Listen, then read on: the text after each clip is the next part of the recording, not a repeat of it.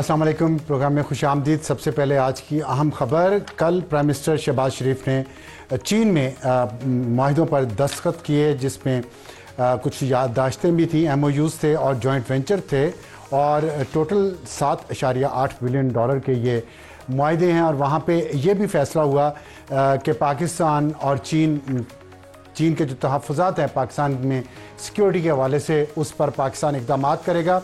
और एक सरमायाकारी कॉन्फ्रेंस के मौका पर जो ये तमाम मामला तय हुए, उसमें पाकिस्तान ने यकीन दहानी कराई कि पाकिस्तान में चीन से पाकिस्तान की तरफ जो सनतों का मुंतकली है वो बहुत ज़रूरी है, और उसमें पाकिस्तान इंफ्रास्ट्रक्चर में तो हर किस्म की सपोर्ट चीन को प्रोवाइड करेगा। और साथ सिक्योरिटी के मामला डिस्कस हुए, जो चीन का सबसे बड़ा कंसर्न रहा है। और जिस वक्त पाकिस्तान जो दुनिया की 7वीं बड़ी न्यूक्लियर पावर है, और बहुत अहमियत मिली पाकिस्तान को SCO कॉन्फ्रेंस में, और ख़ास तौर पर पाक भारत जंग के बाद पाकिस्तान को और पाकिस्तान की सिक्योरिटी पैराडाइम को पूरी दुनिया में बहुत इज्जत की नज़र से देखा जा रहा है। मुल्तान से सक्खर जाने वाली मोटरवे, वहाँ रहीम यार खान के करीब डाकुओं का राज था।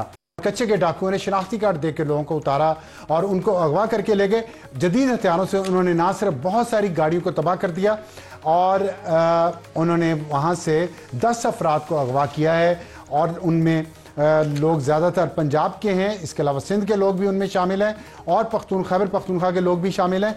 पुलिस की भारी नफरी बाद में जाए वो गोवा पर पहुंच गई, लेकिन इतलात के मुताबिक 1122 के अलावा पुलिस की कोई गाड़ी वहां पर सुबह तक वहां पे नहीं आई। इसके बावजूद कि पुलिस को इन्फॉर्म किया गया था, और पाकिस्तान की जो मेन शाहराह है वहां पे डाकुओं का राज है, इस बात पर कि पुलिस ने ड्रोन हमला किया, एक मज़ाक़ा केस ड्रोन हमला, जिसने उनके घर को तो कोई नुकसान नहीं पहुंचाया डाकुओं के। उम्मीद है कि इससे हम सबक हासिल करेंगे और पहले अपने घर को दुरुस्त करेंगे। हमारे आज के प्रोग्राम का तारुफ, टॉप स्टोरी सैलाब की 3 सूबों में तबाही, और इसका हल क्या है। NDMA की रिपोर्ट काफ़ी तशवीशनाक है। 26 जून से जो बारिशें हुई हैं 5 सितंबर तक, उस पर कुल हलाकतें 905 हैं, ज़ख्मी 1186 हैं। सिर्फ पंजाब में 39 लाख लोग मुतासर हुए हैं, 4000 देहात डूब गए हैं, 18 लाख से ज़ायद अफराद महफूज मकामात पर मुंतकिल हुए हैं। और ये ईस्टर्न रिवर्स जो हैं, सतलज, रावी और चनाब, उसमें इंडिया ने जो पानी छोड़ा है और बारिशें हुई हैं, उसकी वजह से ये सैलाब है। हमें जमील मुगल नुमाइंदा खसूसी सक्खर बैराज से वो ज्वाइन करेंगे, मोहसिन अली नुमाइंदा खसूसी हेड मोहम्मद वाला मुल्तान से, क्योंकि सैलाब मुल्तान से अब सक्खर की तरफ बढ़ रहा है, और इरफान अली काठिया DG PDM पंजाब हमारे साथ होंगे। नासिर हुसैन शाह सूबाई वज़ीर तरक्की व मनसूबाबंदी सिंध, वो हमारे साथ होंगे। हॉट इशू ये होगा चीन, रूस, इंडिया। ट्रंप ने 2 ट्वीट्स किए हैं, क्या उसमें उन्होंने धमकी दी है इन तीनों ममालिक को या मुबारकबाद दी है, इस पर बात करेंगे। आदिल नजम साहब माहिर बैनुल अक़वामी अमूर, और एडिटोरियल होगा हमारा आज का उस अफसोसनाक हादसे पे जो अफगानिस्तान में हुआ ज़लज़ला, वहाँ पे आया है, और वहाँ पे 2000 से ज़्यादा लोग जाँ भाग हो चुके हैं, और पूरी दुनिया से वहाँ इमदाद आ रही है। कतर से भी आई है, लेकिन कतर से जो इमदाद लेके आने वाली वहाँ की प्रिंसेस हैं, शहजादी, वो अफ़गानिस्तान पहुँची हैं, लेकिन जहाँ पे औरतों को इलाज करवाने की इजाज़त इस ज़लज़ले के बाद भी नहीं दी जा रही। अपने एडिटोरियल में बताएंगे कि औरत से खैरात लेना तो जायज़, लेकिन उसकी तालीम नाजायज़, ये मुनाफ़क़त है इस्लाम के नाम पे या क्या, हम अपने एडिटोरियल में बात करेंगे। शुरू करते हैं टॉप स्टोरी। जमील मुगल साहब हमारे सक्खर बैराज पर मौजूद हैं, और मोहसिन अली साहब हेड वाला मुल्तान से, हेड मोहम्मद वाला मुल्तान से। मोहसिन साहब, आप बताइएगा क्या सूरत हाल है इस वक्त मुल्तान में, वहाँ पे सैलाब ज़दगान की, और जो पानी का बहाव है, सैलाब की जो सूरत हाल है वो वहाँ कितनी तशवीशनाक है जो सिंध की तरफ बढ़ रही है? जी बिल्कुल, इस टाइम मैं मौजूद हूँ मुल्तान के इलाके हेड मोहम्मद वाले के मकाम पर, और जहाँ पानी की बात की जाए तो आज पानी की सतह थोड़ा उसमें कमी वाक़ई देखने में आई है।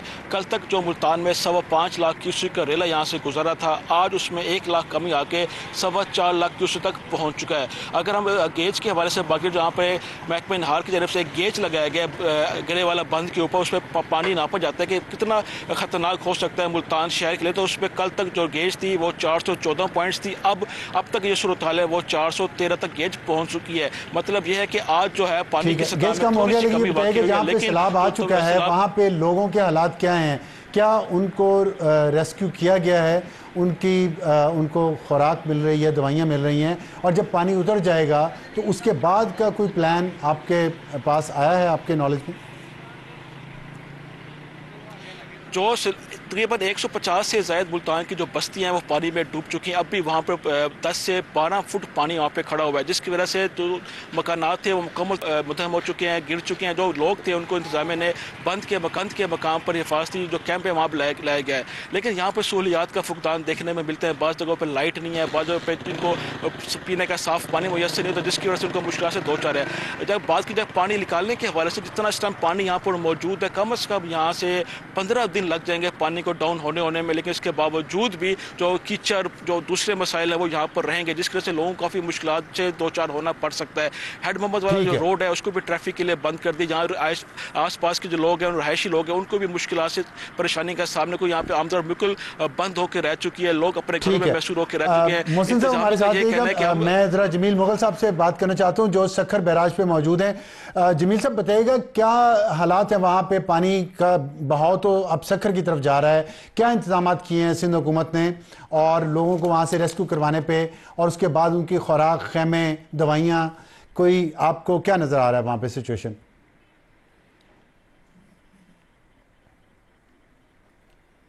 जी अफसार आलम, अगर हम बात करें हेड पंजनत की, तो हेड पंजनत पे तकरीबन 24 घंटे बाद जो है वो सैलाबी रेले जो पंजाब से आ रहे हैं वो वहाँ पहुँचेंगे। उसके बाद जो है 2 दिन के बाद ये गुड्डू बैराज पर पहुँचेंगे।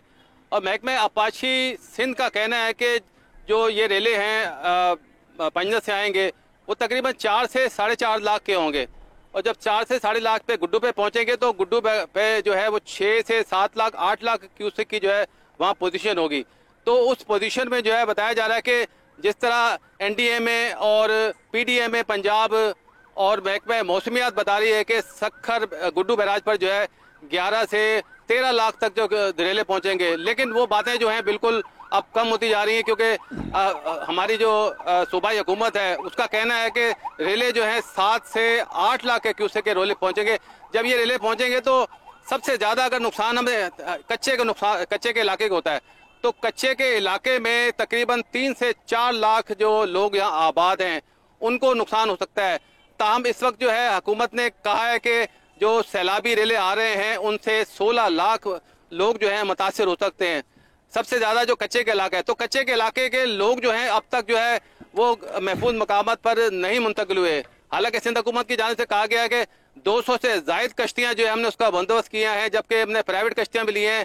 पाकिस्तान नेवी की कश्तियाँ भी मौजूद हैं, जबकि 1122 की कश्तियाँ मौजूद है। हम जो कच्चे के इलाके से जो है लोगों को महफूज मकामात पर पहुँचाएंगे, जो फ्लड रिलीफ कैंप है वहाँ पहुँचाएंगे। ताहम बताया जा रहा है कि सक्खर में जो है 155 जो है रिलीफ कैंप कायम किए गए, लेकिन हमने देखा है कि अभी तक वो फाल नहीं हुए हैं। स्कूलों को भी कहा गया है कि वहाँ पे भी जो हमने रिलीफ कैंप किया है, लेकिन वहाँ पे कोई कैंप नहीं किए। इक्का दुक्का जो है वो फ्लड रिलीफ कैंप कायम किया है, जहाँ पे मेडिकल कैंप भी है, वेटरनरी कैंप भी है, जो जानवरों के लिए है, चारे वारे का बंदोबस्त किया है। लेकिन अब तक कच्चे के इलाके से लोग आने के लिए आमादा नहीं है। जी ठीक है। नासिर हुसैन शाह साहब हमारे साथ मौजूद हैं, सूबाई वजीर तरक्की व मनसूबाबंदी। शाह साहब अस्सलाम वालेकुम। वालेकुम अस्सलाम। आप सुन रहे होंगे जमील मुगल साहब हमारे सक्खर बैराज पे मौजूद हैं और वो बता रहे थे कि अभी तक लोग वहाँ से निकलने पे एग्री नहीं कर रहे और 16 लाख के करीब लोग मुतासर होंगे।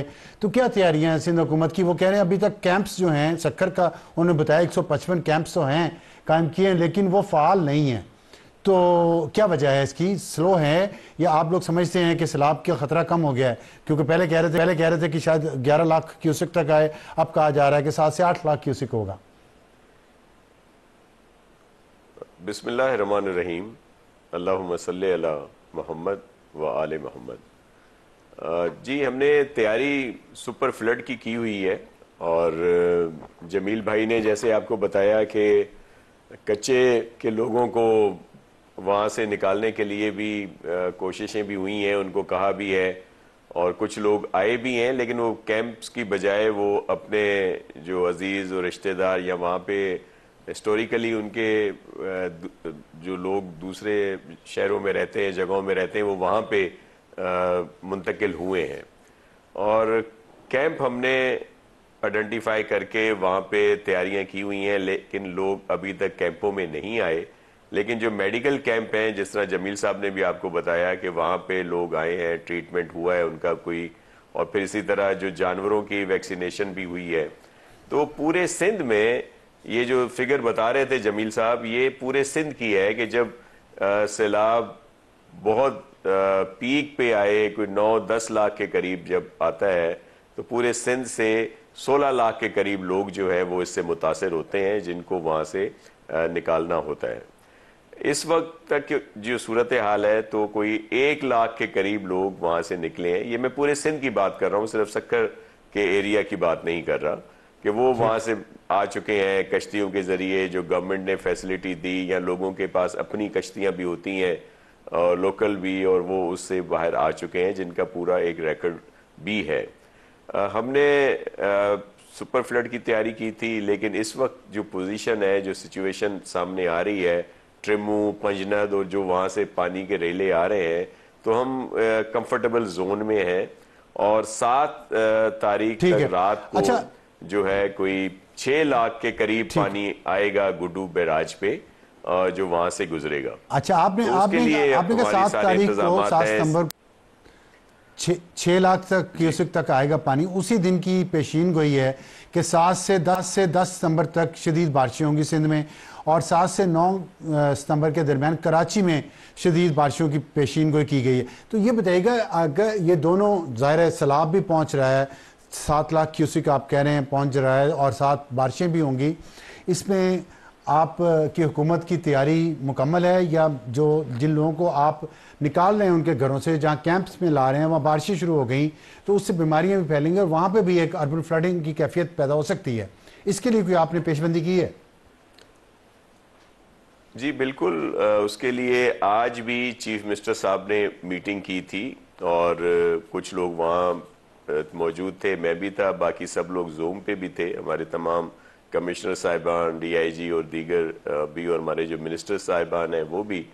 तो हमने उसकी पूरी तैयारी की हुई है, और जो वो फोरकास्ट थी मेट की, उसको भी डिस्कस किया गया कि पानी जो आ रहा है या बारिशें जो आ रही हैं, जो इंडिया से भी एक पूरा सिस्टम आ रहा है, वो हमारे थरपारकर का इलाका, दीगर इलाकों पे है, और कुछ जो दीगर एरिया में आएगा, तो उसके भी हमने पूरी तैयारी की हुई है। जैसे मैंने आपसे अर्ज किया कि हम कंफर्टेबल जोन में तो हैं, लेकिन हमने सुपर फ्लड की तैयारी की हुई है, और चीफ मिनिस्टर साहब ने बैराजेस का विजिट भी किया है, जो हमारे बंद हैं, रिवर एम्बैंकमेंट्स हैं जहाँ पे, वो भी विजिट किए गए हैं, जहाँ पे था कि कोई अंदेशा, कोई कमजोर होते हैं, लेकिन वहाँ पे भी काम करके उनको पुख्ता एक बड़ा अहम सवाल है, ताकि जी सर, मैं वो आपसे जानना चाहता हूँ कि आज बिलावल भुट्टो साहब ने वज़ीर आला पंजाब मरीम नवाज़ और उनकी टीम की बड़ी तारीफ़ की है। उन्होंने कहा कि वो बहुत मेहनत कर रही हैं, लेकिन वफाकी हुकूमत को भी सूबाई हुकूमत का साथ देना चाहिए। सूबाई हुकूमत के अकेले की बात की बात नहीं, ये बहुत बड़ी तबाही है।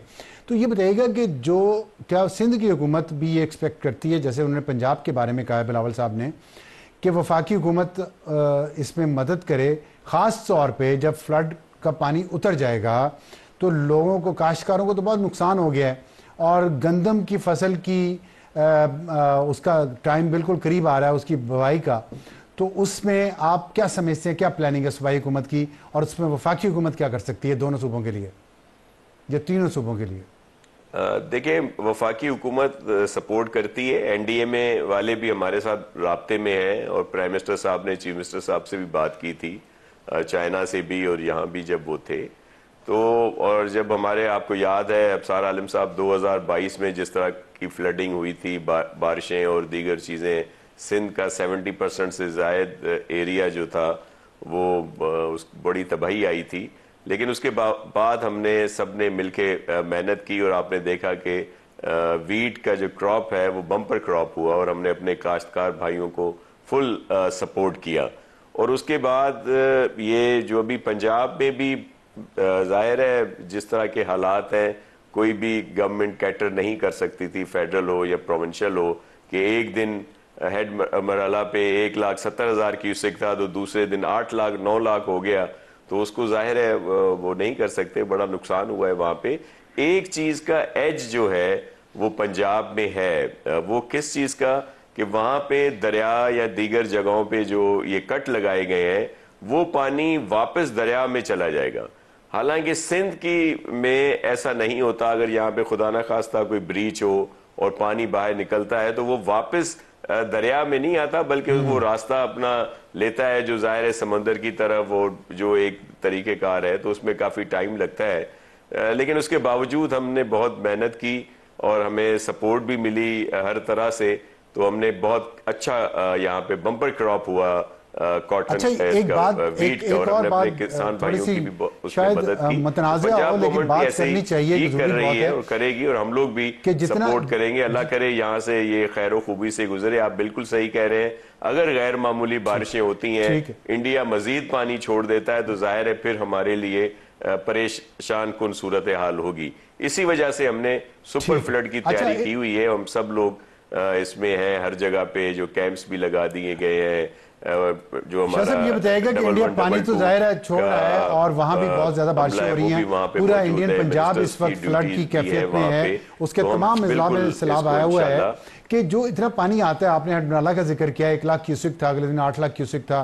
इंडिया में भी बहुत बारिशें हो रही हैं, वहाँ के पंजाब के तमाम अजला जो हैं वो फ्लड के शिकार हैं इस वक्त। तो ये एक्सेस वाटर आता है, अगर इसके लिए कोई रेजरवायर बनाया जाए, झील बना ली जाए, पानी को इस्तेमाल करने के लिए आहिस्ता आहिस्ता पूरे साल में, और तमाम सूबों का एक दूसरे पे एतबार भी हो, तो कि ये बेहतर सॉल्यूशन नहीं होगा कि सिंध से तमाम साल, पूरा साल पानी समंदर में जाए, बजाय सिर्फ इन 2 महीनों के। पूरी दुनिया ने इसका इलाज किया, हम क्यों नहीं कर पा रहे सैलाब का इलाज? जी बिल्कुल, इसका इलाज होना चाहिए और उसमें सबकी, किसी की भी बदनीयती शामिल ना हो। और हमने यहाँ पे वैसे छोटे बड़े 100 डैम भी बनाए हैं जहाँ पे बारिशों का पानी को जमा किया जाता है या दीगर जो चीज़ें हैं, और वहाँ भी जहाँ जहाँ ज़रूरत है हर कोई वहाँ पे बना सकता है। बड़ा डैम हमारा बन रहा है, आपके इल्म में है, बादशाह डैम, दासू। और मैं सिर्फ एक रिक्वेस्ट करना चाह रहा हूँ कि देखें, इस वक्त जब इस तरह की कोई भी सूरत हाल होती है तो एकदम से बहस शुरू हो जाती है कि जी वो कालाबाग डैम जो है वो जरूर बनना चाहिए। अमीन गंडापुर साहब ने भी कहा, हालांकि उनकी अपनी पार्टी भी उनके बयानिए को ऑन नहीं करती। और तीनों असम्बलियां जो हैं, केपी, बलूचिस्तान, सिंध, उसकी मुखालफत में करारदादें पास कर चुकी है। सिर्फ ये बात है कि दूसरे डैम्स को क्यों जेर इल्तवा किया गया। एक ही अगर कोई मुतनाज़ा बन गया, चले ठीक है, कोई किसी का ढटाई कह लें, चले मान लें इस बात को, लेकिन दूसरे डैम्स ने क्या कसूर किया था कि उनको क्यों डिले किया गया, वो बना दिया जाता। और फिर जो अभी तावीलें पेश की जाती है, तो आप तो अफसार साहब खुद बड़े प्रैक्टिकल हैं, आपने जरूर विजिट भी किए होंगे। ये जो अभी पंजाब में तबाही आई है, क्या कालाबाग डैम बना होता तो ये तबाही रुक जाती? ये तो पानी वहां से आया जहां से कालाबाग डैम बहुत आगे है। इसका ताल्लुक नहीं। मैं तो कह रहा हूँ ईस्टर्न रिवर जो हैं उन पे अगर ऐसे फ्लड की सिचुएशन हो तो कोई रिजर्वायर्स तो होने चाहिए, कुछ झीलें बन जाए, कुछ बनाने चाहिए। बहुत शुक्रिया साहब, आपने बहुत पॉजिटिव बात की है और उम्मीद है कि ये स्पिरिट कायम रहे सूबाई इदारों और हुकूमतों के दरमियान। हमें इरफान अली काठिया साहब DGPDM में पंजाब ने ज्वाइन किया है। इरफान साहब अस्सलाम वालेकुम, ये बताइएगा कि जो सिचुएशन है इस वक्त, और बहुत सारे इलाकों से हमें इतलात आ रही है कि वहाँ दवाइयाँ नहीं पहुँच रही, वैक्सीनेशन नहीं हो रही लाइफ स्टॉक की, और बीमारियाँ फैलने का खदशा है। और दूसरा सवाल ये है कि जब पानी उतर जाएगा तो क्या ये ज़मीनें काबिल काश्त कब तक हो जाएंगी? गंदम की बुवाई का टाइम तो बिल्कुल करीब है। जी थैंक यू वेरी मच अबसार साहब। इस वक्त पंजाब को अपनी तारीख का सबसे बड़ा सैलाब उसका सामना है, और अगर मैं आपसे क्विकली स्टैटिस्टिक्स शेयर कर सकूं तो आज तक 25 अजला पंजाब के वो 4000 उनके मुआवजा जात इस वक्त अंडर वाटर हैं। और अगर मैं एग्रीकल्चरल लैंड की आपसे बात कर सकूं तो तकरीबन 14,96,000 ज़रई ज़मीन हमारी इस वक्त अंडर वाटर है, और जिसमें 4 बड़ी फसलें। कितना किसान उजड़ गया, इसके लिए कोई प्लान, कोई मंसूबा, कोई चीज है इस वक्त, कोई सॉल्यूशन? जी बिल्कुल, चीफ मिनिस्टर पंजाब ने ये पहले दिन से ये कहा हुआ है, और अभी इसके ऊपर जो लॉस शीट्स हैं वो तमाम डिस्ट्रिक्ट्स में चीफ मिनिस्टर पंजाब की हदायत के ऊपर PDM में पंजाब वो बनवा रहा है। और पूरी तरह से इन चारों कैटेगरीज में चीफ मिनिस्टर पंजाब ने कहा है कि तमाम मुतासरीन का वो कॉम्पनसेशन को इंश्योर किया जाएगा, जिसमें मतलब जो भी मेजर लॉसेज हैं उनको पूरा किया जाएगा। इस वक्त क्योंकि मैग्नीट्यूड ऑफ द प्रॉब्लम इतना ज्यादा है कि ये 40 45 लाख लोगों के लिए जो किसी न किसी सूरत में इन 4,000 मुआवजा जात में अब तक मुतासिर हो चुके हैं, उनके लिए तो चैलेंज है ही है। ये प्रोविंशियल गवर्नमेंट और एडमिनिस्ट्रेटिव सेटअप के लिए भी एक बहुत बड़ा चैलेंज है। और आपने देखा कि इसमें जो काविश है वो चीफ मिनिस्टर पंजाब पहले दिन 26 तारीख की रात जब ये हमारे साथ हुआ चनाब में और फिर साथ ही रावी में, और सतलुज को ऑलरेडी हम भुगत रहे थे, तो पहले दिन से लेके अगले दिन prime minister of Pakistan, chief minister of Punjab ये नारोवाल गई, और उसके बाद हम कोई ऐसा जिला नहीं है। ठीक है, कि जो मुझे ये बताइएगा, क्या ये मुमकिन है कि मैंने ये मुतालबात कहीं पढ़े हैं कि बिजली के बिल कम से कम माफ किए जाएं, और अगर कर्जे हैं किसानों पे वो माफ किए जाएं, और साथ उनकी फसलों का मुआवजा भी उनको कुछ मिलना चाहिए, क्योंकि अगली गंदम की फसल वो कैसे बीजेंगे? खाद है, डीजल लेना है, उन्होंने ट्रैक्टर हायर करना है, ये सब चीजों के लिए उनके पास पैसा हुकूमत देने का कोई प्लान कर रही है? जी बिल्कुल, चीफ मिनिस्टर पंजाब इसके लिए पूरी तरह से हदायत दे चुकी हैं, और अगले एक दो दिनों में ये चीजें अनफोल्ड होके प्रॉपरली लोगों को, क्योंकि मैंने जैसे बिजली के बिल माफ हो जाएंगे उनको। अब बहुत अच्छा रिलीफ ये चीफ मिनिस्टर पंजाब ने हदायत दी हैं, जिसके ऊपर हम तमाम सर्वे और स्टेटिस्टिक्स इकट्ठी कर रहे हैं, और इंशाल्लाह लोगों का तमाम ठीक कर ठीक जो बड़े नुकसान हैं उसकी कॉम्पनसेशन की जाएगी। बहुत शुक्रिया इरफान अली काठिया साहब। और ये अच्छी खबर, हुकूमत पंजाब पूरी कोशिश कर रही है स्टेटिस्टिक्स इकट्ठा करने की, और उसके बाद एक रिलीफ पैकेज किसानों के लिए उसकी अनाउंसमेंट कुछ ही दिनों में की जाएगी। वक्त एक ब्रेक के बाद आएंगे तो आज का हॉट इशू प्रोग्राम में दोबारा खुश आमदीद। वक्त हमारा आज के हॉट इशू का चीन, रूस, इंडिया, ट्रंप की धमकी या मुबारकबाद। और हमें ज्वाइन किया है आदिल नजम साहब ने, माहिर हैं बैनुल अक़वामी अमूर के, और 2 ट्वीट्स किए हैं प्रेसिडेंट ट्रंप ने, अमेरिका के सदर ने, पिछले दिनों में जो मीटिंग हुई है एससीओ की तियानजन चाइना में, जिसमें प्रेसिडेंट शी चाइना के, रूस के सदर व्लादिमीर पुतिन और इंडिया के वज़ीर आज़म नरेंद्र मोदी के दरमियान एक मीटिंग हुई है, और किम जोंग उन जो नॉर्थ कोरिया के सदर हैं वो भी वहाँ पे मौजूद थे। और ये जो मीटिंग हुई है इन तमाम के दरमियान, उस पे प्रेसिडेंट ट्रंप ने 2 दफ़ा पहले ये कहा कि जो अमेरिका, जो रूस है, रूस, चीन और नॉर्थ कोरिया अमेरिका के ख़िलाफ़ शायद साजिश कर रहे हैं। और अब उन्होंने अपने लेटेस्ट ट्वीट में उन्होंने इंडिया, रशिया और चीन को मुबारकबाद दी है, और टंग इन चीक मुबारकबाद दी है। उन्होंने कहा कि मैं उनको खुशहाल मुस्तकबिल के लिए मेरी उनके लिए बेस्ट विशेज़ हैं, कि डार्क चाइना, साथ डार्केस्ट चाइना भी उनको कहा है। बात करेंगे आदिल नजम साहब से, पूछेंगे इसमें पाकिस्तान के लिए क्या पोशीदा है, क्या डार्क है और क्या हिडन है। आदिल साहब अस्सलाम वालेकुम। अस्सलाम वालेकुम जी। जाहिर है एक चैलेंज है, आपने देखा इस वक्त इंटरनेशनल पॉलिटिक्स में एससीओ की बड़ी अहमियत है, इंडिया अमेरिका के ताल्लुकात भी ख़राब हैं, लेकिन जो जो जो दोनों तरफ इस वक्त कंसर्न्स हैं, आप इसको कैसे देखते हैं? जो प्रेसिडेंट ट्रंप ने लेटेस्ट ट्वीट किया है और उसमें उन्होंने जो मुबारकबाद दी है एक खुशहाल मुस्तकबिल की, ये धमकी है या मुबारकबाद है? ये मेरे ख्याल में सब ना धमकी है ना मुबारकबाद है। एक लफ्ज़ है जो हम पाकिस्तान में यूज़ करते हैं जिसका मतलब कभी समझ नहीं आता, ये वो है, और वो है लफ्ज़ गम और गुस्सा। आपने जो लफ्ज़ इस्तेमाल किया ना, टंग इन चीक, ये डोनाल्ड ट्रंप साहब थोड़े से हक्का बक्का रह गए। तो धमकी देने का वो चाहते भी नहीं है, because that kind of equates to China, लेकिन एक गम का भी इजहार है, एक थोड़ा से गुस्से का भी इजहार है, और तो ये वो हक्का बक्का वाली बात है। ये एक मूव है चाइना की तरफ से। लेकिन ये इनका अपना कसूर नहीं है इसमें कि वो कह रहे हैं looks like we have lost India and Russia to deepest darkest China. तो खुद तो इन्हीं की तो पॉलिसी थी ये, जिसपे चीन को भी ये रगड़ रहे थे, इंडिया को भी रगड़ रहे थे। जी वो तो दूर की बातें हैं, इंडिया चाइना, इंडिया रशिया। यार आप कनाडा को जब लूज कर देते हैं अमेरिका होके, जो पहली 51st स्टेट थी, उसको गुस्सा कर देते हैं। ग्रीनलैंड को, यूरोप को, जितने आपके दोस्त थे, जितना ज्यादा दोस्त था उतना ज्यादा आपने उनसे पंगा लिया, और जिनको आपने सर पे चढ़ाया कि ये अच्छे लीडर हैं। आपको याद है पिछली जो इनकी टर्म थी उसमें किससे मिलने गए थे? ये कौन सी बड़ी खबर थी जो दुनिया में पीस ला रहे थे? नॉर्थ कोरिया में थी ना, वो गए थे north Korea, Kim Jong Il से, वो भी ड्रामा हुआ। उसके बाद आपने अलास्का में देखा रशिया के साथ कि जी पुतिन तो मेरा यार है, मैं उससे कहूंगा तो घंटे में जंग बंद कर देगा। इलेक्शन तो इस बात पे लड़ी थी ना कि 2 घंटे में मैं यूक्रेन की जांच तो करा दूंगा। आपके ख्याल में ये एहसास शिकस्त है ट्रंप को इस वक्त?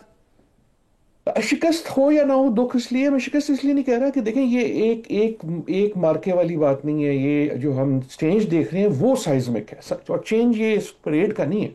चेंज जो है, मैंने और आपने पहले भी इस पे बात की, चेंज एक दुनिया का सिस्टम तब्दील हो रहा है और वो 1-2 दिन में नहीं होता। उसमें फिर जो बड़े प्लेयर हैं वो अपने अपने मोहरे चलाते हैं। अगर आप देखें ना, आप पहले भी शुरू कर सकते हैं, लेकिन ट्रंप साहब ने बोल गया अपना टैरिफ, हमारे जैसे मुल्कों ने कहा अच्छा जी हमारी कोई मदद करो, चीन ने कहा मैं नहीं सुनता तुम्हारी, लगा लो। ट्रंप ने थोड़ी सी और तड़ी की, चीन ने कहा अच्छा मैं तुम्हें वो नहीं बेचता मिनरल। एक सेकंड मुझे इजाजत दीजिएगा। उस पर ट्रंप ने अपना वो पीछे कर दिया। फिर ट्रंप ने अपना स्टेल्थ बॉम्बर भेजा, अपनी परेड उन्होंने की, अब सीना पीटा। चीन ने अब एक नई मूव कर दी है, और अब सवाल यह है कि ट्रंप क्या मूव करेगा। वो ट्वीट से नहीं करेगा, लेकिन कुछ ना कुछ करेगा जरूर। अमेरिका को कुछ ना कुछ करना जरूर होगा। सो इन अ वे अब दोनों जो पहलवान है ना, वो अखाड़े में आ गए, छुपा हुआ कोई नहीं। ठीक, एक पहले दाऊद अच्छा उठाएगा, इसमें फिर ये दूसरा। बताइएगा, दोनों पहलवान आ गए अखाड़े में, और हम मतलब वो एक छोटा पहलवान भी होता है ना जो नाच रहा होता है बीच में अखाड़े में, पहले बड़ी कुश्ती से पहले। हमें क्या करना चाहिए इस तरह की हालात में जब दोनों पहलवान अखाड़े में आ गए? वो छोटा पहलवान होता है ना एक हाँ यार, ये आप जो बात कह रहे हैं लग बड़ी, कहीं से। हाँ नहीं, इसको ये सीरियस बात है, बिल्कुल सही कह रहे हैं। लेकिन जब 2 पहलवान आ गए हैं ना, तो एक जो होता है ना जो दोनों को शय दे रहा, हम वो नहीं होना चाहते, और हम हैं भी नहीं। इस वक्त हम एक बड़ी अच्छी पोजीशन में हैं, और बड़ी अनयूजुअली अच्छी पोजीशन में हैं। जो भी हुआ, जिस वजह से भी हुआ, आई थिंक उसका बहुत बड़ा हिस्सा जो था वो भारत के साथ जब हमारी कशीदगी हुई, और जो हमारी उसकी मिलिट्री परफॉर्मेंस थी जहाज़ों की, उसकी वजह से हमें एक नई रिस्पेक्ट मिली वगैरह।